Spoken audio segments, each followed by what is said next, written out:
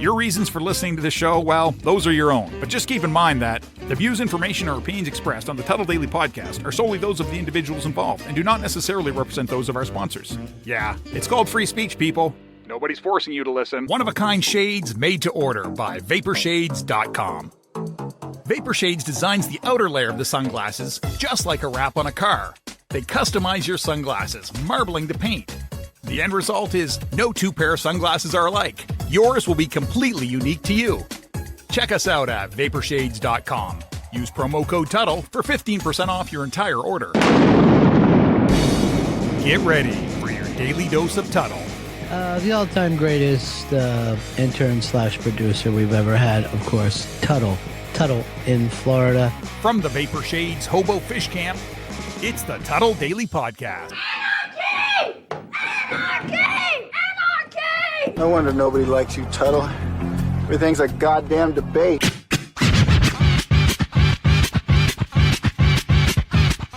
All right, guys, welcome back to the Tuddle Daily Podcast. This is an interview that I've been looking forward to for a while because, guys, you know that I've spent 22 years in broadcasting, radio broadcasting, and I've had to learn about podcasting because it's different than terrestrial radio. And my next guest, Madison Catania, because I had a bet with my producer on the pronunciation of the last name. Madison, how are you? I'm doing pretty well. How are you doing? I'm doing wonderful. I am in sunny Florida right now. Does look sunny. It's about 78 degrees right now. Where are you at?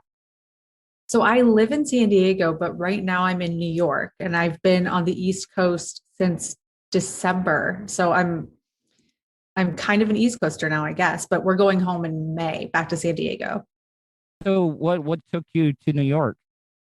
So my husband and I have both been able to be completely remote because of COVID. Mm-hmm. So a little silver lining. And so we went to visit his family in Vermont. And then we just decided to stay in the area for a while. We drove here. So we had to stay for a while or else it wouldn't really make sense. What part of New York? Are you near the city or? We're a couple hours outside the city. So we're in the Hudson Valley, kind of Rhinebeck, Red Hook area. I mean, it's a nice looking place from what I see in the background there. Yeah, we've just been living in Airbnbs, and so far I can't really complain. All right.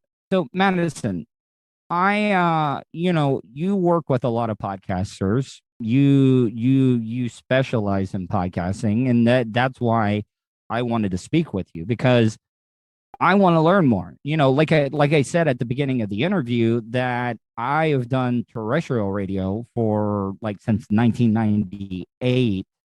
And, I've had to learn, because when I first started my podcast, because I've been on some really, really big shows and they've been nationally syndicated and huge audiences. And I remember the first week that I started the podcast, because I decided to start the podcast at the beginning of 2020 during the pandemic. And the first couple of days, I was like, oh man, 20 downloads, it was kind of discouraging. But now, I mean, it's something that I am very proud of because this is all grown by word of mouth. Right. Usually most of the online content that I've ever done through my radio career is that I've had a terrestrial format to be able to promote it, not this time around. So tell people about your business and what you specialize in.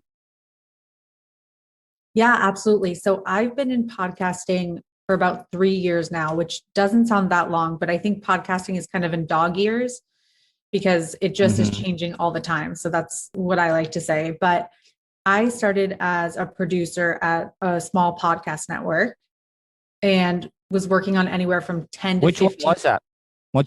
What? Yeah, it's called Podcast Nation.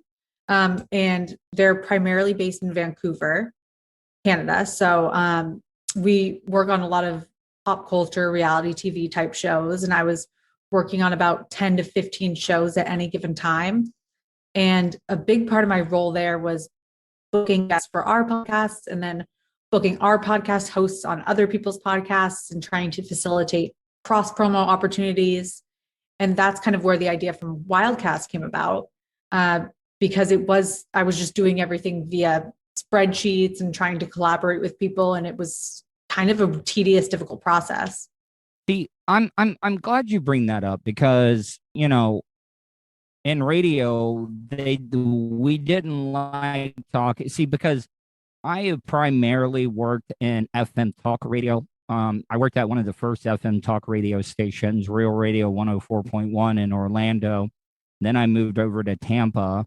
So I've done talk radio all my life. So, I've been a producer on some pretty big shows. And kind of give me an idea as a producer, because I want to know or hear if there's any differences between terrestrial radio and doing podcasts, being a producer. Yeah, in terms of the guest booking process or just in general? Yeah, I mean, just in general, like news stories, production, like, for example, I have a production guy that does all my voiceover stuff, does liners and promos for me and stuff. Like, I mean, is that something that a podcast producer does? That's not something that I've ever done, but I feel like the role of a producer can go so many different ways. Like, I do not edit audio myself. I know how to do a little bit of editing. I have an editor for that. So I feel like as a producer, it's kind of more, the role that I had was kind of more of a showrunner or a project manager, where I was just managing every aspect of how that podcast would be recorded and then distributing it and promoting it. Were you pitching topics and ideas and stuff as well? Yeah, for some of our shows, we would help with a lot of the prep work in terms of what they were discussing, either just with their co-host or with a guest. And then some of our shows did that themselves. So it kind of depended on which podcast. Now, you talked about cross promoting. That is something that's very, very important. Okay, because when I first started my podcast, we did it in radio. We talked about other shows. The morning show would promote the midday show. The midday show would promote the afternoon drive. Afternoon drive would promote nights.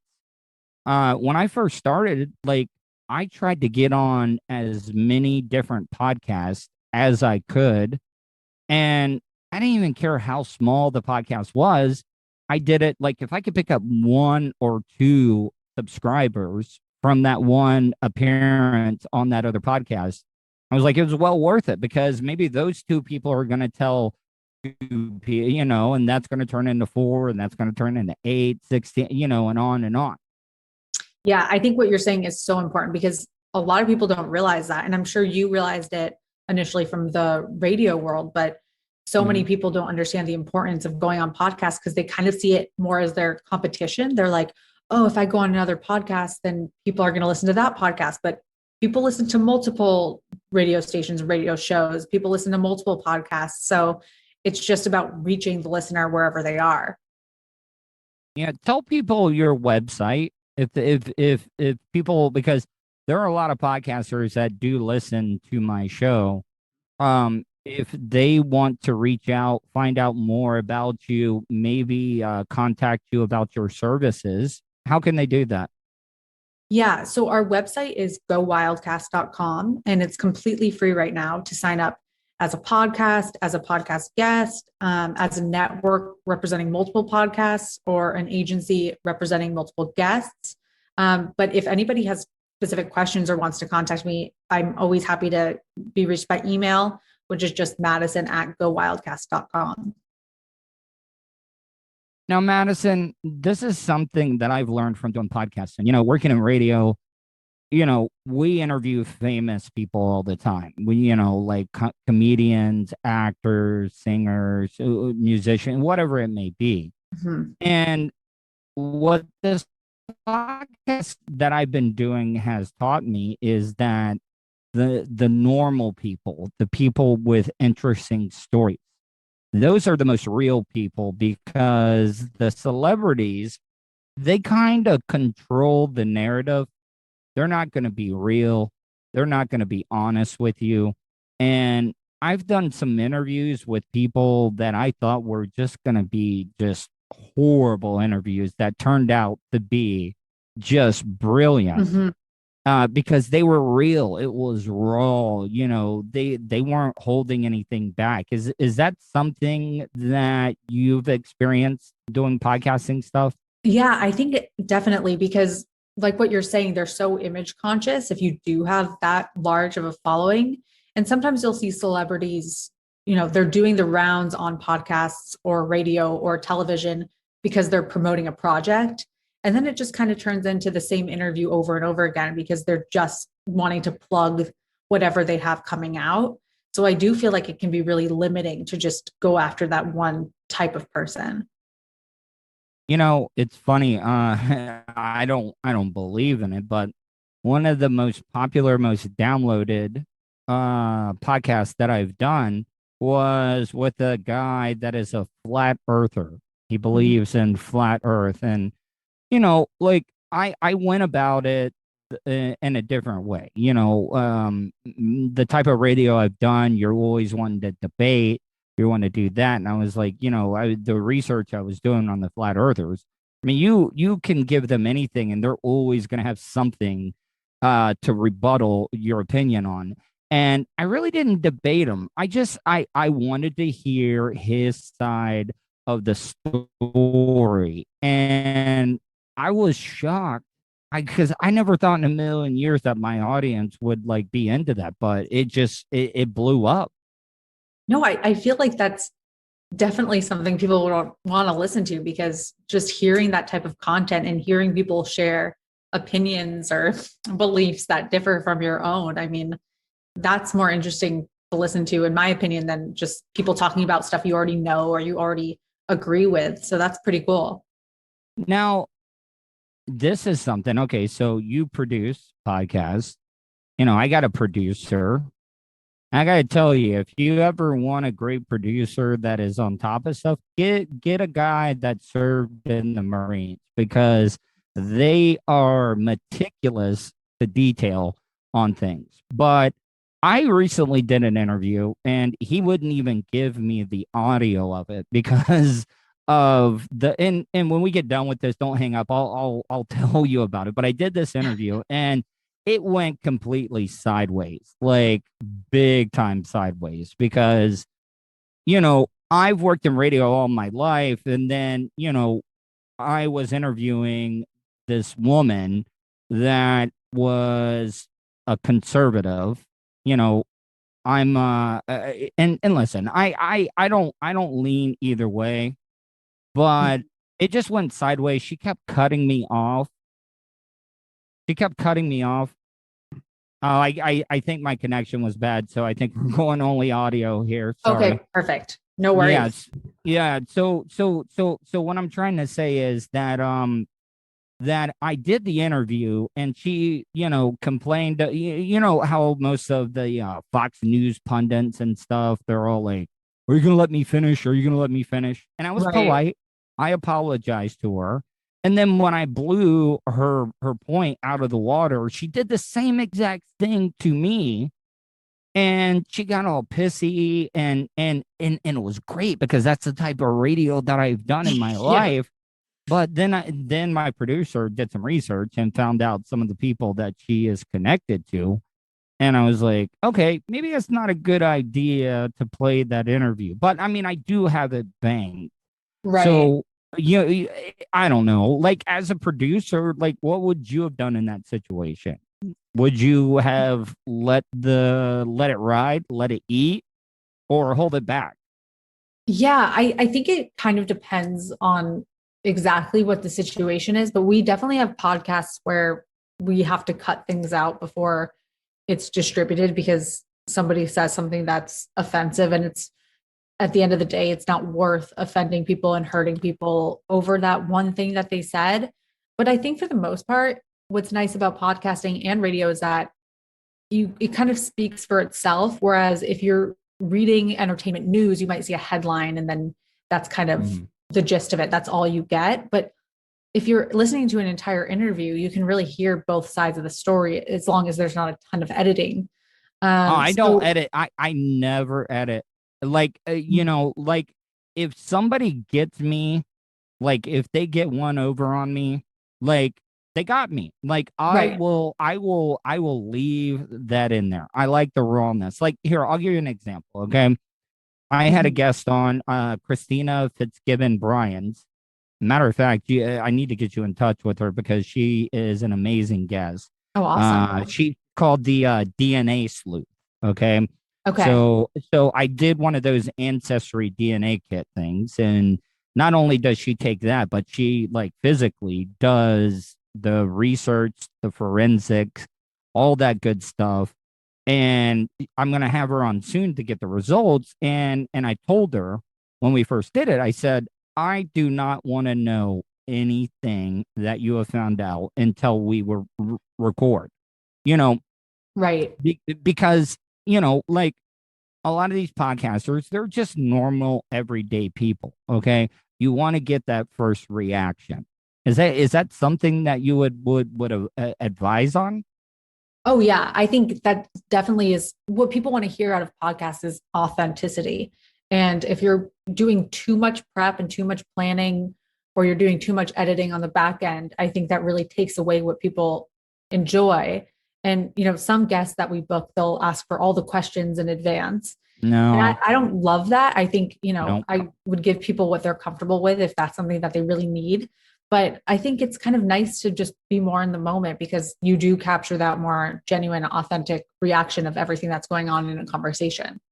Yeah, I remember when I first started interning in radio, I brought a guest into the studio before we were on the air, and I got completely bitched at like for a week, and Yeah. and the host explained to me, it was like, you want that initial meeting a person on the air. Right. I Definitely. I really do. Now, what are some of the things right now that the shows that you're producing? Well, give me an idea of some of the topics and stuff that they are talking about. So when I first started working for the network, the first show that we worked on was somebody who used to be on a reality show. And so it kind of accidentally branched out from there. So what I work on mostly, and I don't do that niche full time niche anymore. are you doing a lot of niche type Yeah. podcasting? Yeah. So I'm not there full time anymore because I am dedicating a lot of time to Wildcast now, but it is a lot of pop culture and reality TV and comedy. So almost every podcast that I've worked on has been in that space with a few exceptions. Like there's one that I've worked on about women in healthcare and one that I've worked on about travel, but the majority tend to be in that pop culture space. Wildcast. Now, say I am a new person getting into podcasting. What does your website Wildcast like? How do I even go about it? Because I'm a broadcaster, but just the people that are wanting to do podcasts, maybe to promote their business and stuff like that. Give me an idea of, just walk me through how you help out the amateurs. Yeah. Well, I think in terms of what you were saying earlier with you go on podcasts, even if they have a small audience, just because that's a couple people you can reach, I would think about it the same exact way as a guest. So as a guest, I would, if you have the time and resources, I would say yes to anyone who's willing to interview, because I think it can either just lead to a great conversation or it can lead to promoting your business. But in terms of Wildcast, you sign up for free and you build a profile that's similar to a LinkedIn profile, but specific to podcasting. And so, like I said, I would really suggest doing any podcast that is interested in having you on, because we have a space for guests to put past appearances, and that really helps book future appearances. And so you just kind of fill out what types of podcasts you're interested in going on, a little bio about yourself, podcasts that you've been on before, some keywords and topics that you might be interested in. And then you can go either add people on the platform or allow them to add you, or a little bit of both, and just try to network with people within the podcasting industry. On the line with me right now is Madison Catania. I got that. See, I got it right. See, I lost the I lost the bet to my producer now, so I'm sure I'm gonna have to do something stupid to repay it back. But Oh no. um now you're talking about the guest. Now I'll admit I'm just like you. I will interview anybody, and there have been some interviews that I've done. I was just like, oh man, this is bad. But that's the thing about podcasts, though. You know, if it's not great, just throw it on the shelf. Maybe you can salvage it some way. Right. But for the most part, like I interview everybody. Like I tell people, I will interview anybody. Yeah, I think that's pretty cool because like you're saying, it's always good to have a backlog of episodes that you can go back to, or maybe you're doing an episode in the future that's different parts of a few different interviews and you can include highlights there. I don't think it's ever really a waste, and you don't really know until you enter the conversation what it's going to be like. So you just can't really go into it knowing the outcome. Yeah. What is one of the guests that you have had or on the shows that you produce or with your website Wildcast, one of the ones that you're like, this might not be a great interview, but it turned out to be one of the best ones? That's a really good question. I think whenever that happens, when I'm booking the podcasts that I've worked on, a lot of them are really big within their categories, like top 1 or 200 of their Apple podcast category, and larger followings on social media. But then every so often you book someone who maybe doesn't have the biggest following in terms of numbers, but they just have a really great message. And one person we booked for a podcast recently, are you familiar with the Peloton bike? Yes. Yeah. Mm-hmm. Yeah. So it was one of the instructors of the bike, and she does have a significant following. She's definitely They not. seem really extreme, like over the they're like, Yeah. energetic, like, that's the type of guest that you want. Right. And she hadn't done a ton of podcasts. She didn't have millions of followers, but she had a good loyal following. And we were just like, wow, she's so incredibly well spoken on the bike and just has that energy. Wait, she did the interview on the bike? Like, I mean, no. wow. Oh, okay. I was about to say that. that. Yeah, that would have been badass.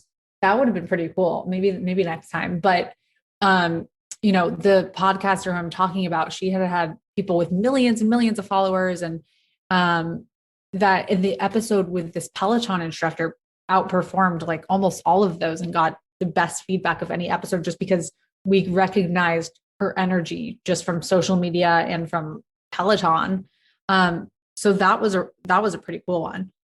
Because I've experienced this in radio, and I don't want to keep you on too long, but working in radio, like I've experienced some very awkward interviews. And one of the most awkward interviews that we ever did, Tracy Morgan came into the studio. Oh no. And it was so awkward. Oh my God. But I like that awkward type stuff. Like, I'm a fan of the TV show The Office, and there were so many awkward moments on that TV show. I say awkward the better. But the host was just, because Tracy, he wouldn't come in until, because these touring comedians, they always bring an opening act that tours with them, and he wouldn't do the interview unless that we brought his opener in with him at the same time. And they were just like, we had a female co-host on the show, and he kept going. He was like, "Yo, Tiffany, I want to take you behind the school, and I want to get you pregnant, girl." And it was like the whole time I was like, God. And then the whole time, like, him and his opening act just kept saying shucky ducky quack quack after everything. It was just like, it was almost like they planned it. Like, they were like, all right, we're going to go in here and we're going to be as awkward as we can and make these people uncomfortable. But I loved it. I absolutely loved that interview. Yeah. That's great content. It sounds like, I mean, we've had some people who are big celebrities who come on podcasts, and they're like that, where they're like, I feel like a lot of celebrities can be very moody.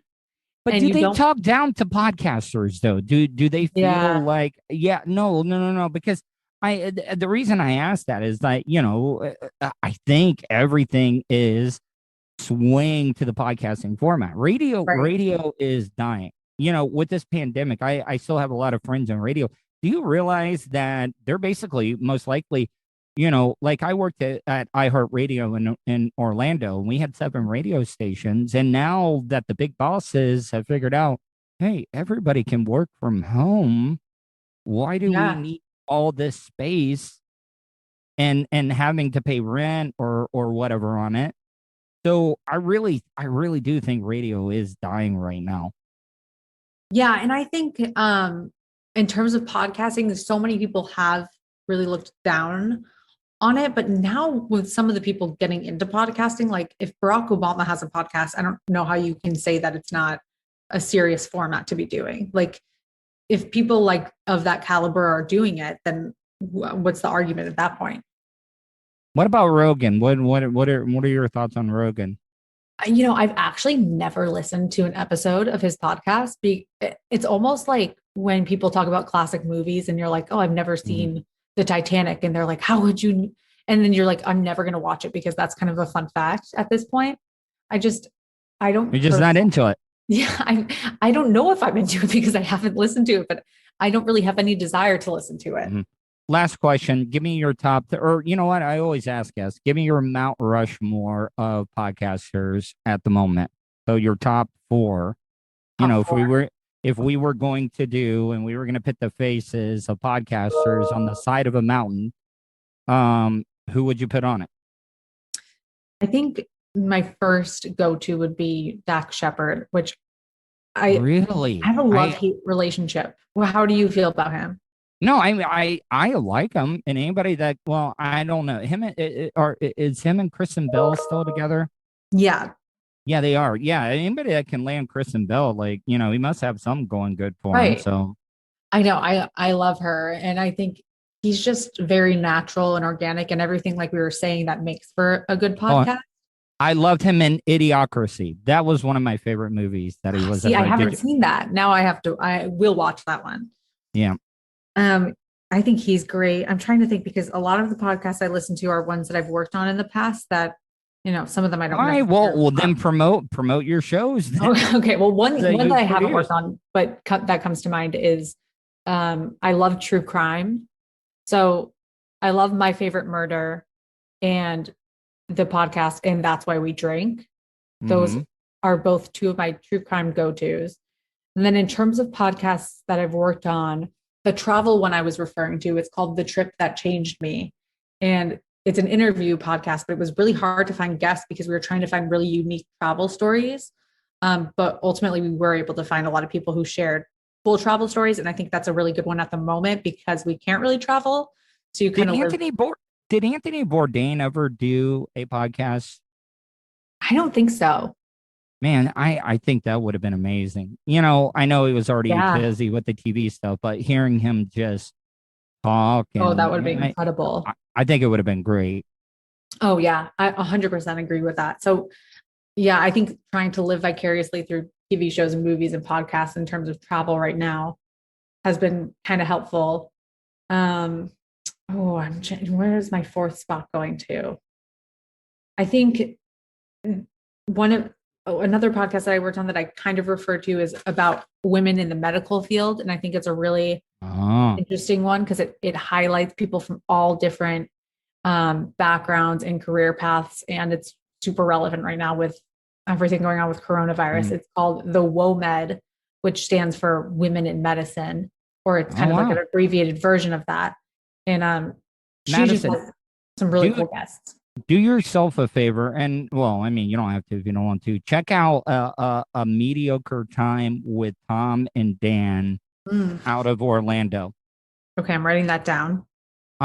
These are 2 guys that I worked with in radio. They got offered big time radio contracts to re-sign, and they walked away from iHeartRadio. And everybody thought that they were crazy for doing it.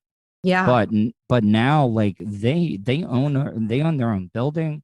They got a green room. They got a studio. They got like everything you could think of, and I got to tell you, they're killing it right now. So I would love for you to check them out. Yeah. And I would love to hear your thoughts. It's called A Mediocre Time with Tom and Dan. I found it. It looks like it's super successful. They have a ton of reviews. Yeah. So, Madison Catania, tell people once again how they can check you out. Yeah, the website that you can go to sign up is gowildcast.com, or you can reach me personally on our Instagram is at gowildcast, or my email is madison@gowildcast.com. Madison, I want to thank you for taking the time to be able to come on with me and everything. I hope you enjoyed this interview. I hope it wasn't too amateurish, you know. Oh, not at all. I really enjoyed this, and thank you so much for having me on. All right, Madison, have a wonderful day. He's a nerd, I've only been arrested one time. a radio personality, Professionally, I'm not in the best position that I've ever been in. and hot talk satirizer. You would think with everything that's going on, a Caucasian like myself wouldn't be able to randomly talk to an African American or a minority. You're listening to the Tuddle Daily Podcast. Wish you could have just flown and had your vehicle arrive a day or two later so you can enjoy more time doing what's important to you? Well, you can. Just give Starfire Transport a call. Let the professionals do the driving while you're flying. Starfire Transport specializes in RV and auto transport. They'll also haul watercraft from boats to PWCs, cargo trailers, and more. Service available throughout the continental United States. So don't wait. Call Brian today at 574-349-4193 or 989-751-6106 for your next move. 10% off for veterans past or present. Also, make sure to tell them Tuddle sent you for an additional discount. That's Starfire Transport. Do you have something you want to say? Hey, what kind of preacher is you? Leave Tuddle a voicemail, Cause you're kind of ignorant. especially if you think he's being an asshole. No mega bitch. Will your hurtful comments offend Tuddle? No, baby. Call the show at 407-270-3044. No, baby. All right, guys, welcome back to the Tuddle Daily Podcast. Joining me on the phone right now is Clint Pulver, but I also got my co-host, Serak. Serak, how are you, buddy? I'm doing fantastic, man. It's a beautiful Wednesday down here in Tampa, Florida. Hot as shit, but hey, better than snowing. Yeah, now, the reason I wanted to have you on is because I am a Gen Xer, and my next guest, I guess, specializes in talking to millennials and the Gen Z. What are you, Serak? What's the date range? I'm born in '89. All right, here, let's just bring our guest on. Clint Pulver is joining. Now, did I pronounce the last name right, Clint? You killed it. You did. You were amazing. Now, Clint, what is the age range of the millennials and the Gen Zers? Yeah, so it depends. So, Serak, you're kind of like right on that cusp, man, between Hell yeah. Yeah, millennial and the Xers, dude. So you can call yourself whatever you want. Now, All right. I like that. Now, Clint, so before we get into the interview, tell people a little bit about yourself. Tell people how they can find you online, social media, your website, and they want to be able to contact you. How can they do that? Yeah, so clintpulver.com is the website, and then all the social media channels. So Instagram, LinkedIn, Facebook, all the things, Twitter. And then the new book is on Amazon. You can just type in "I Love It Here" on Amazon and Nice. check the new read. Now, Clint, let me ask you. So, do you offer, like, when you write a book, do you offer it like audio style, and do you read your own book, or do you get like one of your big time like clients or celebrities to read it for you? Oh, dude, I have read the book like 64,000 times, I swear. I mean, you go through every page and you edit and you re-edit and you edit again. So how does that go? Like, do you have a producer that's like, oh man, you kind of stuttered. You didn't seem confident on that line. Can we redo that? Like, how does that work?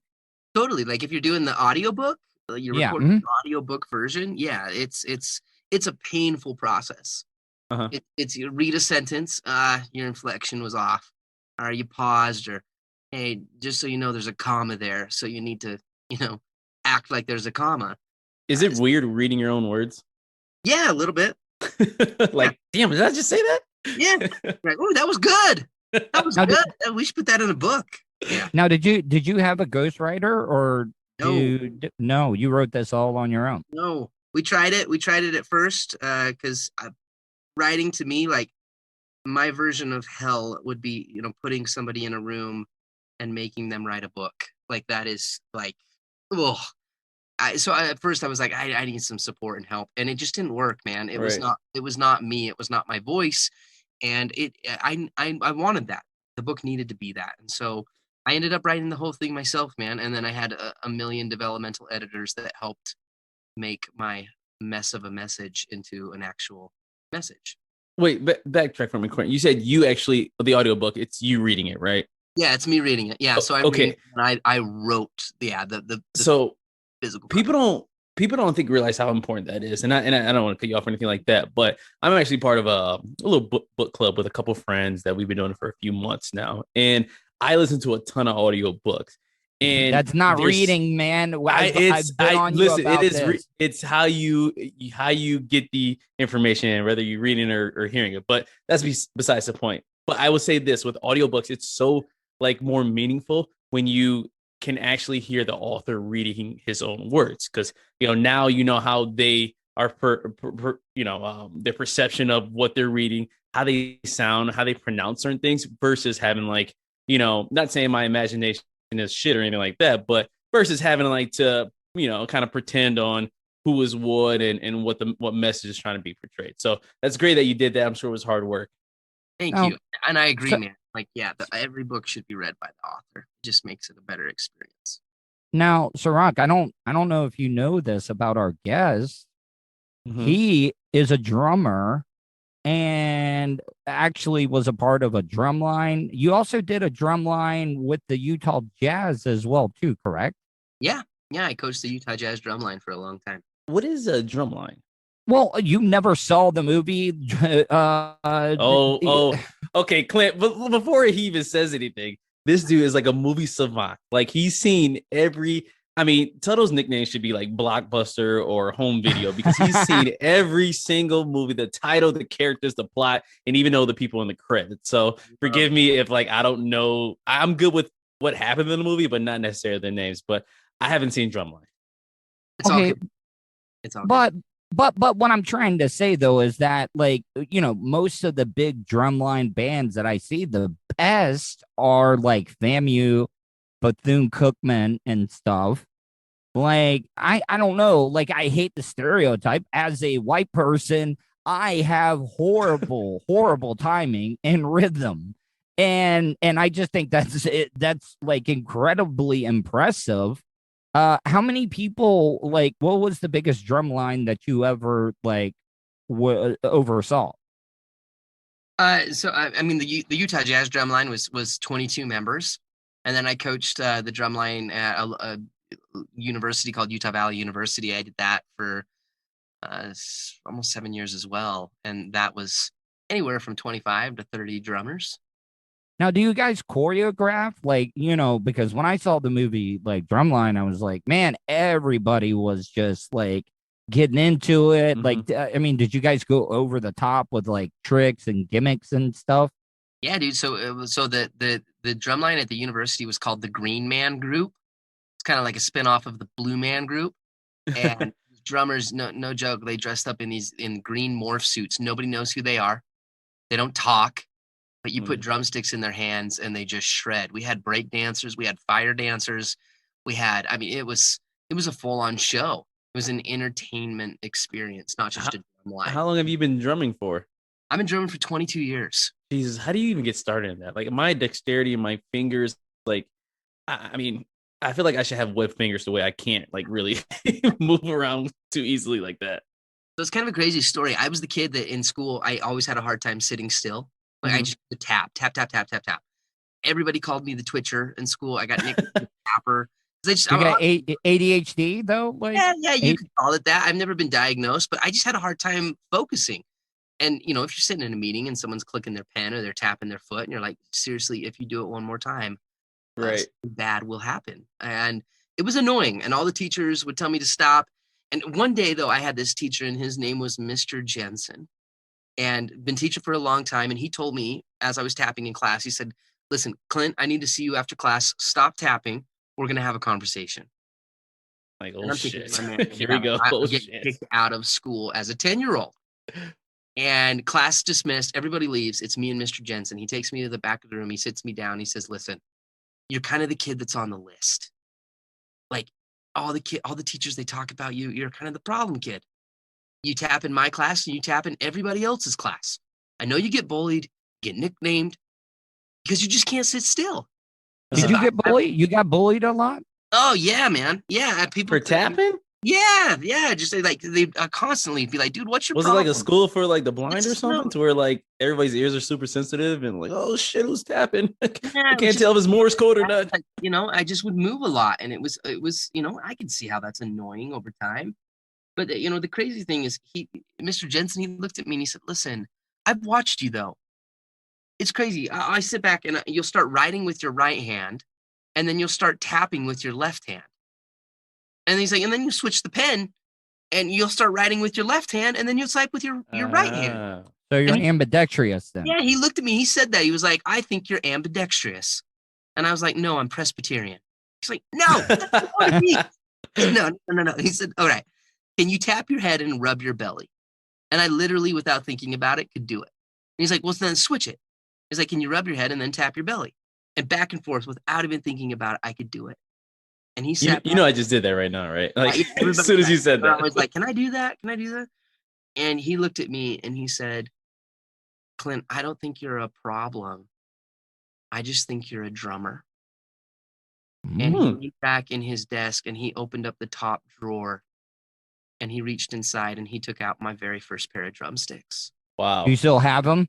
No, I shredded those things, man. Oh, you Mrs. did. Jensen is crying somewhere. Yeah, I played with them all the time, and obviously drumsticks, it's wood, and so it just deteriorates over time when you hit hard things. But dude, he created a moment that changed my life. And Now, Clint. yeah, Oh, I'm sorry. I didn't mean to interrupt. Go ahead. no, you're good. You're good. No, Clint. All right. So, I see a lot of these motivational speakers, okay? Yeah. And they don't seem genuine. They really, really don't. One of the ones that I really, really am digging right now. What are your thoughts on Gary Vaynerchuk?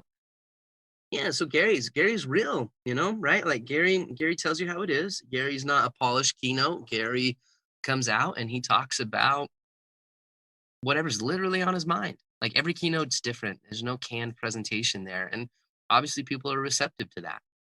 Right? Now, It's a unique speaking style. Go ahead, Serak. So Tuddle, you brought up the Gary V. Do you think, and I love motivational speakers. I love motivating other people myself. But do you think like think of what's the other guy? God. Like Tony Robbins? Yeah, Tony Robbins, right? Do you think it's less inspirational when it comes from someone who's already like there? Like versus like, say nobody would listen to a homeless guy giving a motivational speech, right? Because he's homeless. But I think a part of me feels like motivational speakers should always be like your average everyday guy. It shouldn't be some multi-millionaire or some CEO of a billion-dollar company, or anything like that. It should be everyday me and you type people. Yeah, and I think that everybody's got a story. Everybody's got some experience. Everybody's got some lesson they've learned that is of worth, right?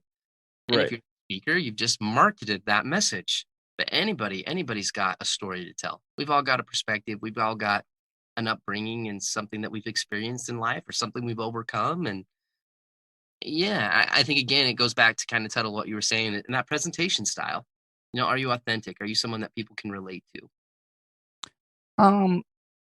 Do you like freestyle it when you get up on stage, or do you like a comedian? Comedians work on their routine. over and over and over again. But like, are you getting up there and just going with it? Or do you have an idea of when you're speaking in front of a crowd? Yeah, I always have an idea. For me, every speech is kind of the Super Bowl, and I try my best to plan and to prepare. Now, I love speaking to kids. So I do a lot in the high school, middle school arena, and then I love speaking to teachers. So that's a different presentation. And then we speak to all of the corporate and entrepreneur conferences, and every audience is different. And one thing I learned as a speaker is that every audience member is always asking the question, let me know when it gets to the part about me. Right. Let me know when what you're saying, let me know why I should care. And so it's my job to make sure that that's authentically being received in a way that brings value to the listener. So not every speech is the same. They're not all, it's not a canned presentation, but just like a comedian, I have my certain stories. I have my areas of expertise. I have my background. I have my research, and I that's my lane. So I stick in that lane, but also no two keynotes are the same because every audience is different. Have you ever gotten up and you've done a presentation or a speaking engagement and felt like you bombed? Like, yeah, totally. Man, that was horrible. Yeah. Yeah. Especially with high school kids. They will let you know. I think it's the hardest audience. Wait, you're getting heckled? You're getting heckled by high schoolers? Get off the stage. Yeah, right. Go figure. Dude, I claim this till the day I die. If you can get into, I call it the lion's cage. If you can go in a gymnasium, a high school gym, surrounded by thousands of high school students, and you can survive for 45 minutes, man, you can speak to anybody. Yeah, that's true. High school kids are brutal, man. Yeah, they will eat you alive. So it was a good place to learn how to speak.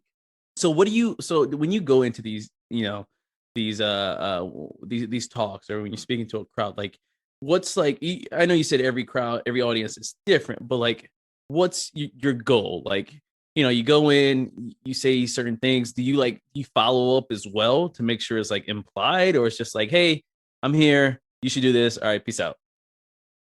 Yeah, sometimes it depends on the event. It depends on the conference. It depends on the organization. Some just want some entertainment, right? They bring somebody in and they want you to get everybody started and ready to go for an event. Sometimes it's more of a deep dive. I started the Undercover Millennial program 5 years ago when I would go undercover into organizations as someone who was looking for a job. And I would go and do that with a company, and then I'd go speak to all of their executives and their managers and show them what I found. So that presentation is like a deep dive into culture, into what's working and what's not. Right. So it just depends. Is it a workshop? Is it a keynote? Is it a consultation? Just always depends. Man, I bet some of those, those interviewers must have been like, man, he got me. I mean, it almost reminds me like a corporate version of 21 Jump Street or something, where like you're going in there. Yeah, like you're going in there and posing, and then you're like, oh man, yeah, this guy is horrible. He didn't ask the right questions and stuff. Now, Clint, let me ask you: is there a person that stands out in your mind that has talked to you and said that one of your talks have like motivated them, touched them, changed their life? Yeah, absolutely, man. After a high school event, I had a girl. She was a freshman in high school, and she came up and she had tears in her eyes, and she handed me a note. And she just looked at me, and there was a lot of high school kids around. I had just finished the speech, and she handed me the note, and she said, "I don't need this anymore." And then she walked away. And I think I know what it is. And I put the note. I put the note in my pocket. And I didn't read it until I got out to my car after the event.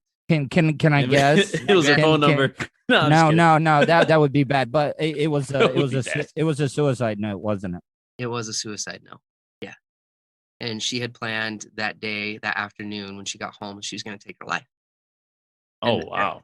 That was a fairly like pivotal moment for me, because sometimes you're right, you guys. Motivational speakers, they can get a bad rap, or like people are like, oh, geez. Why would we bring in a motivational speaker? And my life has been impacted by good speakers, people that created moments that they were so good on stage for that 1 hour, and they got to me, and they opened up a window where I said, man, that's what I needed to hear. That was a life-changing little moment. Or I remember. I gotta get you in touch with my good friend Mark Mero. I don't know if you are a wrestling fan at all.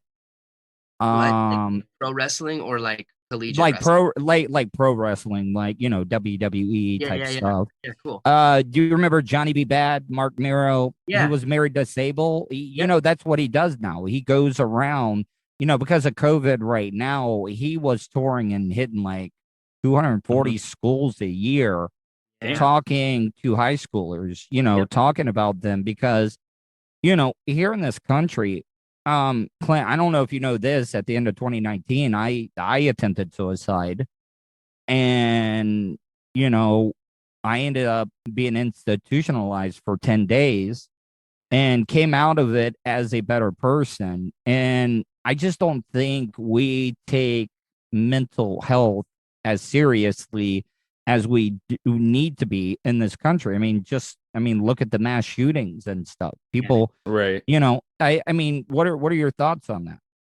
I think it's massively I think it's so important to be talking about it, to be making sure that people are aware of it. The Hawthorne Institute, they did a study 2 years ago, and they showed that a high school student in one day will have anywhere from 15,000 to 60,000 thoughts in one day.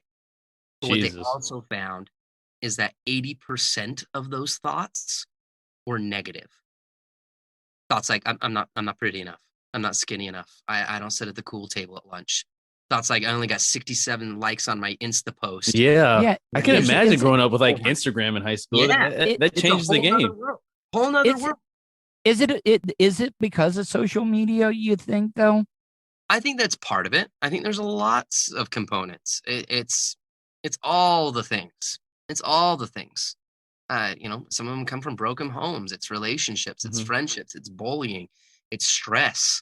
It's peer pressure. It's bad parenting. It's all. There's a lot of things. And there's not enough outlets like to vent. Like it shouldn't have to take someone to come in to speak to everyone. Once a year, twice a year, to drive home the message. I haven't been in high school in a very long time. I don't know if they have like counselors or anything like that, or mental health counselors, but they should. And it shouldn't be seen as something that's like frowned upon or you have some type of problem, because these are issues that we all internally deal with on the daily basis, whether you're your child, a grown adult or not. And I'm glad, though. I do feel like it's being brought to light a lot more, especially with COVID and the pandemic and people having to stay at home and all that stuff. So yeah, man, I'm a big advocate for mental health awareness and all that stuff. Yeah, it's important. It is very important. Now, Clint, or go ahead, Serak. No, I was gonna ask. So Clint, when you go in and you give these talks, like I had a question. So, like, who is your Clint for you? You said I know the teacher gave you the drums, but who is like truly like you see yourself in, or motivate you? I'm sorry. Vincent obviously was one of those people. I have kind of this. It's called a board of mentors in my life. And it's just people that are kind of living and breathing the life that I want to live. They're doing the things that they've modeled something in their life that I find admirable, something that's valuable, something that when I'm with them, I like myself best. These are people that I don't know, I'm drawn to because of who they are, the things they've done. I think great mentors connect people to their dreams, right? You have any great mentor in your life, and they were somebody that could help you get to where you want to go. And those mentors have been a critical part of my life. I grew up wrestling, like in high school, and my dad. What was your weight class? Tuddle, there you go. what was your weight class? Because I was a horrible. Baseball was my sport. I played college baseball. At a community college, but I wrestled to get in shape because not a lot of people realize that if you want to get in the best shape of your life, try wrestling. Yeah, amen to that. Amen to that. Yeah, I wrestled 112 my junior year. Those were the ones you got to watch out for. Yeah, the little scrappy fellas. Hey, do you want to? I heard a story the other day because I follow Rex Chapman on social media, and he's got an amazing story. Have you ever heard about his story? No, I haven't. Rex Chapman was like Mr. Basketball in Kentucky, went to Kentucky to play college ball, played NBA, got into drugs, opiates, big time, and turned his life around. And Rex Chapman told, because he played with Muggsy Bogues, and Muggsy Bogues was 5'3" and was a wrestler and college and stuff. And he put one of the big, like, Ford 6'7" on his head within like 15 seconds. Yeah. And it was crazy. Yeah. That's a fun sport. My dad growing up, so my dad was like, he was a state champion, great wrestler, kind of my coach throughout my wrestling career. And every Friday night, my dad would take me to watch the varsity wrestling matches. And I wrestled at Wasatch High School, and that school is literally known for breeding wrestlers, like great wrestlers. Kel Sanderson, I don't know if you know Kel Sanderson. Ours was Billy Saylor, which I talked to Serak about this. Billy Saylor, he wrestled here in Florida, and he went undefeated. I don't think you brought this up before.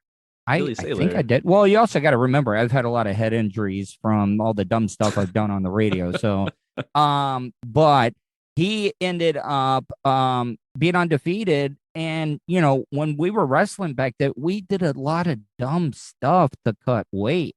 Yeah, for sure.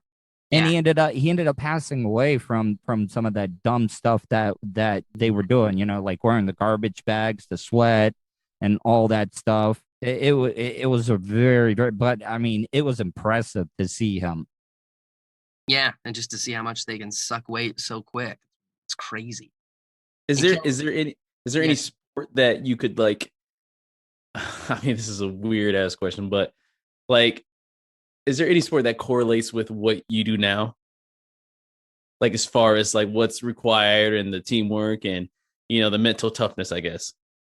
I would say wrestling, because speaking is that's on your own. Yeah, it's an individual sport. It's an individual thing. It's a team. It's kind of a team sport, but I mean, it's just you versus the opponent. Exactly. When you're on that stage, nobody else is with you. It's you and the audience. So that relates to wrestling. It's just you and the other opponent, right?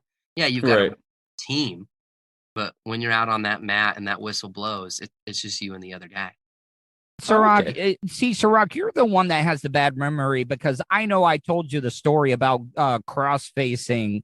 Yeah, you told me that, but and you told me Rex Chapman, but you didn't tell me the guy you just see. As you can see, I am terrible with titles and names, but I can write the best story and tell you the best story and remember the greatest plot. But when you ask me, like, what's the name of that? I'm clueless, man. I don't know what it is. I just can't remember names. Is that something that you actually specialize in? Like, why do I keep forgetting to remember names? Is it because, you know, I just have bad memory? Is it like the way I'm trying to remember? I mean, what's going on here?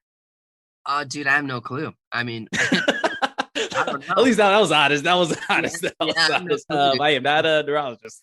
Your mom dropped you on your head when you were young, probably. It'd be a lot of Serak. Duly noted. On the phone with us right now is Clint Pulver. Clint, once again, tell people how they can find out all about you. Yeah, clintpulver.com is the website. They can hit me up on all the social media channels.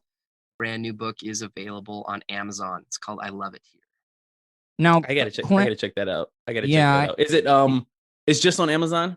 Yeah, Amazon, Barnes and Noble, all places where you can buy books. Okay, cool.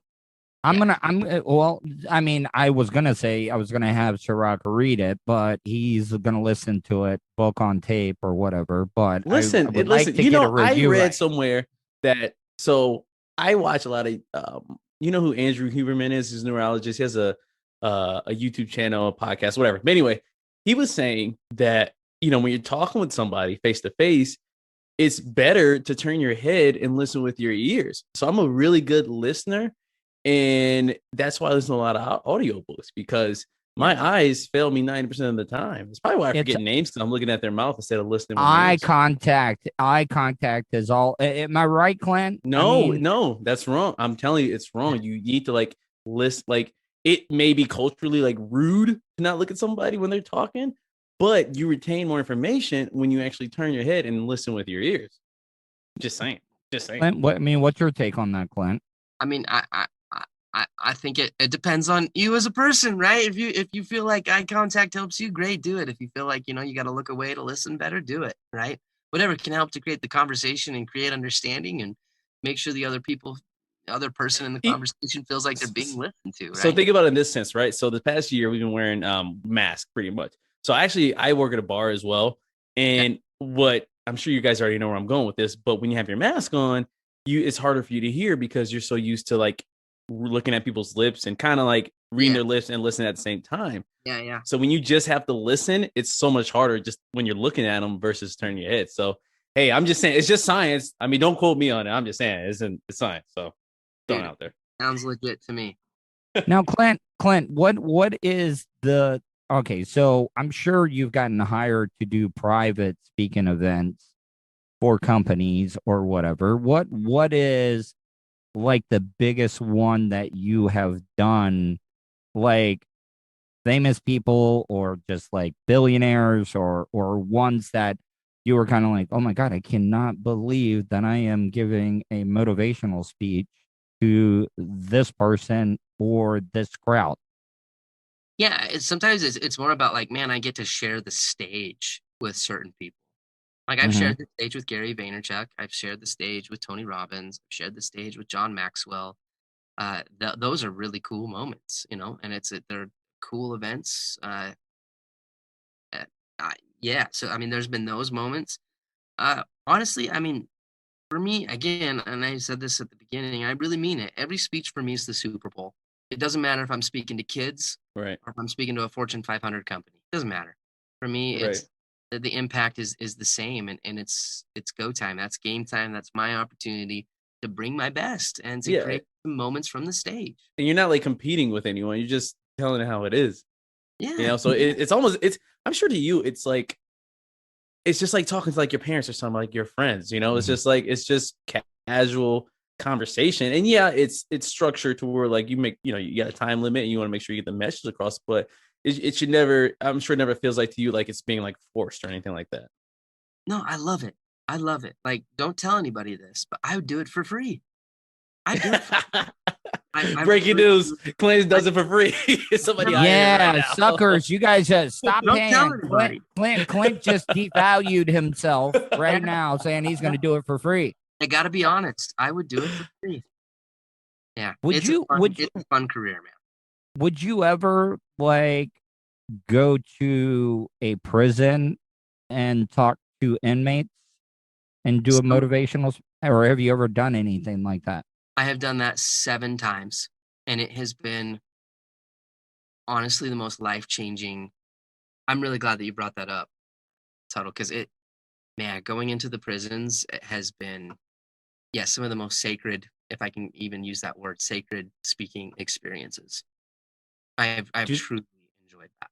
Do they treat you like noticeably different than, obviously people not in prison? Every prison group that I've spoken to has been an incredible experience.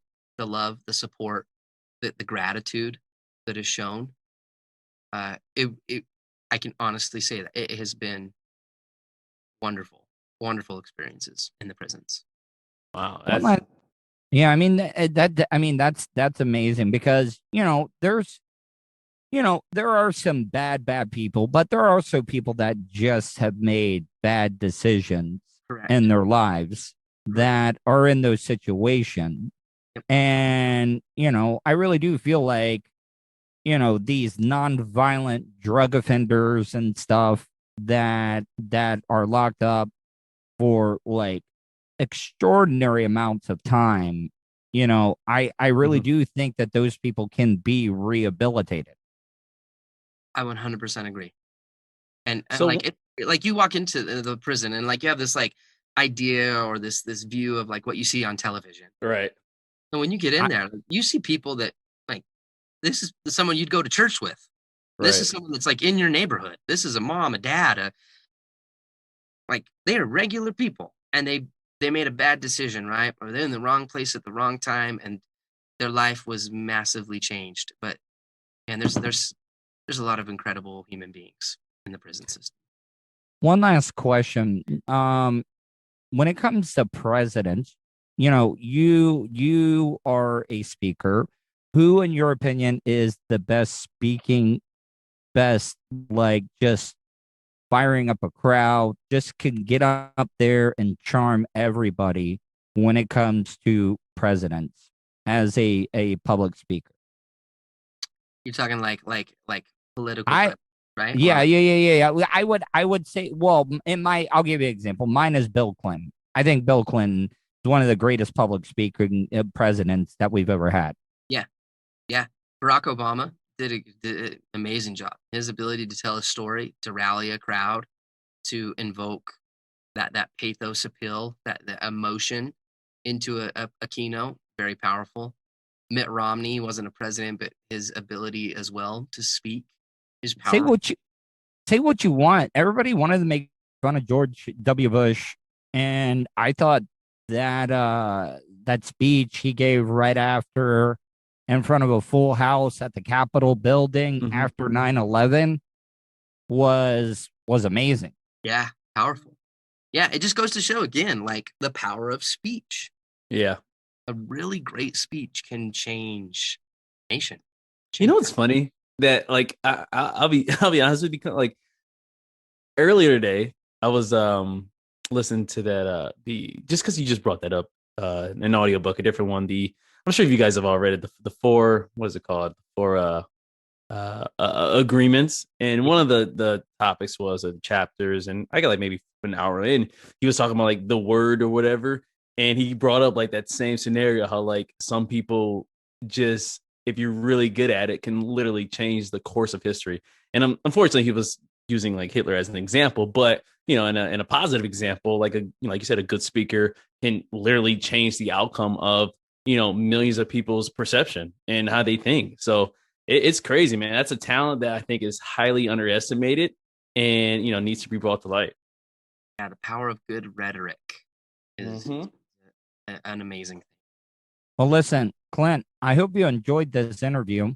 It's been a pleasure, you both. Thank you for having me. Well, once again, tell people how they can check out your stuff before we go. Yeah, clintpulver.com is the website.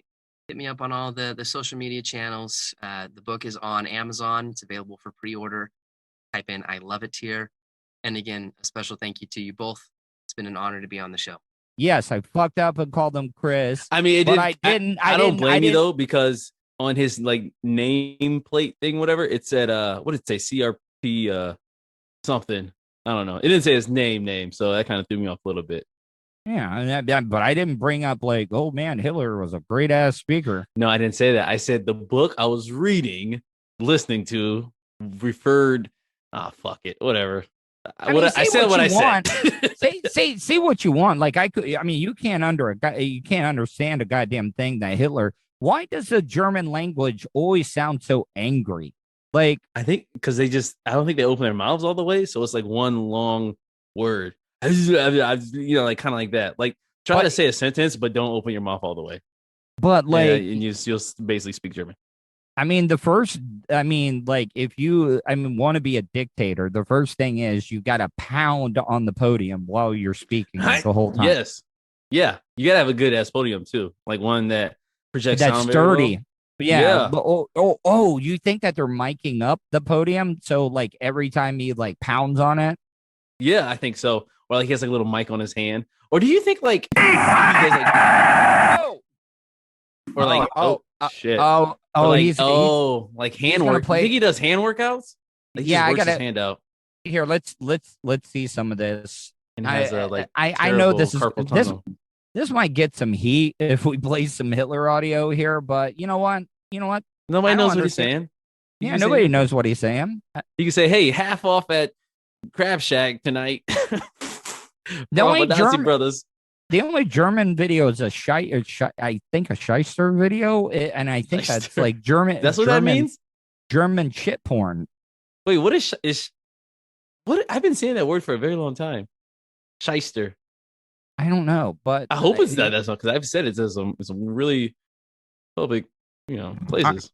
Do you have some audio there, Mr. Vulture? Oh, let me turn my mic down. I have a German cousin. Maybe we should put him on. In jeder Stunde an jedem Tag nur zu denken an Deutschland, an Volk und an Reich. Okay. An He loved using his hands. Yeah. Why are you so far away from the microphone? All right, no. All right, stop. We're not. All right. You're gonna get all right. flagged. Watch, you got the FBI busting the door like, hey, what you up to? I'll leave you on this. You know what? There was a radio show that, we always try to be offensive as hell. And the band, well, you know what? Fuck it. I'll just say it. The Monster Band, we had these big banners done with the Monster M logo on it. But they were red with white, and then you had the big M logo in there. And I swear to God, I don't know if they did it on purpose just to is that what I think that is? Yeah, I had a couple of people like, what, a swastika? Yes, you could say that. It's not a bad word. This is a symbol. Yeah, it's how you. I was saying this on my show. It's how you take it in. Somebody can say something offensive, but if you're not an easily offended person, then is it really offensive to? Well, I guess it is offensive, but okay. You know what I mean? What about this? If you had a public speaking, you know how they have rap battles, like 8 Mile version. Yeah. And you had Martin Luther King versus Hitler in a speak off. Who wins? Speak off. Oh man. I don't know, man. That's like good versus evil. Because I mean that's like Satan versus like God or Jesus or whatever, right? I mean, because MLK, he was a very peaceful, non-violent. Yeah, I think protester. it goes into overtime, and I think MLK gets a slight win because of like a tap to maybe like a John F. Kennedy or something like that. Like he tagged him in real quick for like the last 2 minutes. You know what I mean? Yeah, it's like a wrestling match. It's like a double team at the end. Like, oh, he tagged him in, and then he just like pins him. John F. Kennedy just got done fucking Marilyn Monroe. Yeah, but then the team is called the Assassins. But they're called the Assassins. Oh, that'd be great. Oh, here comes the Assassins. Oh, it's MLK and John F. Kennedy. Oh, shit. Dude, you were being really insensitive today. What do you mean? That's not, is it? MLK was assassinated, buddy. Yeah, I know. That's why they're called the Assassins. It's like a revenge of the Assassins. Why don't we call that? Yeah, you're right. JFK was assassinated too. Yeah, that's why he tagged him in. You know what? Fuck it. That was a funny ass joke, Serak, and it went. They're all three dead. Doesn't matter, right? They're not. They're probably laughing right now. Oh, Serak, the funny joke. What if they're all like? Well, I mean, would they? If they weren't killed, how old would they be right now? Like, if they would probably still be dead anyway. I feel like, because MLK would be what, like 90 something, right? I don't know. Yeah, but what if they're not really dead? Like, everybody says Biggie and Tupac or Tupac's. What if like MLK? I don't think you get fake. I don't think you get fake shot in the head. Like, you can't fake that. You know what I mean? Like, if they got assassinated and nobody saw it and it wasn't like filmed, then what if it was? What if it was a stand-in, a body double that was in the car at that time? I don't know. Well, let's see. May 29th, 1970 is when John F. Kennedy was born. So he'd be 104 years old or 103 years old. He'd be dead.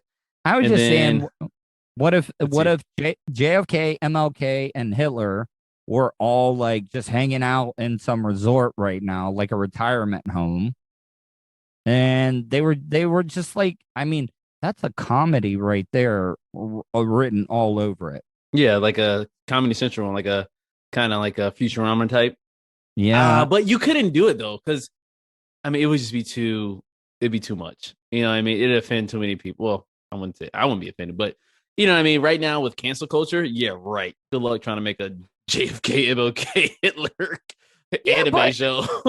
Yeah, but think about this though. Like, okay, it would be like, MLK, he's like, love your brother and everything. Right. Hitler's just pissed off at everything in the world.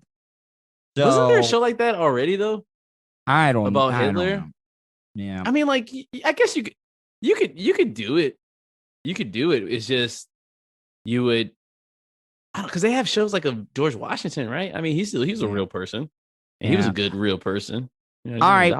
Well, listen, I got to get off this thing, and thank you, Vulture. Appreciate it, but I got to help out the parents with some stuff. So, oh man, thanks, Vulture. And that's the show for today.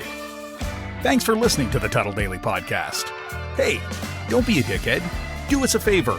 Like, share, and subscribe to the show. Also, check out the Tuddle category at 315live.com. The Tuddle Daily Podcast is brought to you by the Vapor Shades Hobo Fish Camp. Do you want some cool-ass sunglasses? Check out vaporshades.com. Also brought to you by Starfire Transport, StitchYouUp.com, PocketPairClub.com. Special thanks to show intern Hannah and Charlie Alamo for their contributions. Additional imaging and production is provided by CCA Productions. Facebook.com/CCA Productions Presents. Show voiceover service is brought to you by JCVoiceover.com. That guy's got a damn sexy voice. You should hire him. Check out JCVoiceover.com. If you want to help support the show, go to paypal.me/TuddleOnTheRadio. Comments? Concerns? Or do you just want to let Tuddle know he's being a dickhead? Tuddle@gmail.com. That's Tuddle with 2 Ds at gmail.com. Leave a voicemail at 407-270-3044. To follow all of Tuddle's social media, go to Tuddle.net. Thanks again for all your support, and we'll see you tomorrow on the Tuddle Daily Podcast. Hey, yo, Terry, fuck going on?